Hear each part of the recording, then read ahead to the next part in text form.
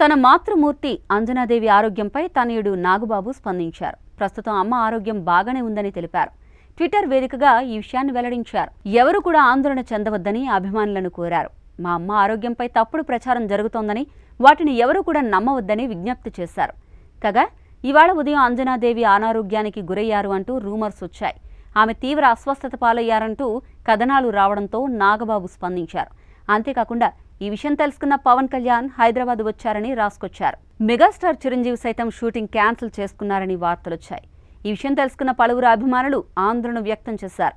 ఈ నేపథ్యంలోనే నాగబాబు క్లారిటీ ఇస్తూ ట్వీట్ చేశారు. తన మాతృమూర్తి అంజనాదేవి ఆరోగ్యంపై తనయుడు నాగబాబు స్పందించారు. ప్రస్తుతం అమ్మ ఆరోగ్యం బాగానే ఉందని తెలిపారు. ట్విట్టర్ వేదికగా ఈ విషయాన్ని వెల్లడించారు. ఎవరు కూడా ఆందోళన చెందవద్దని అభిమానులను కోరారు. మా అమ్మ ఆరోగ్యంపై తప్పుడు ప్రచారం జరుగుతోందని, వాటిని ఎవరు కూడా నమ్మవద్దని విజ్ఞప్తి చేశారు. కాగా ఇవాళ ఉదయం అంజనాదేవి అనారోగ్యానికి గురయ్యారు అంటూ రూమర్స్ వచ్చాయి.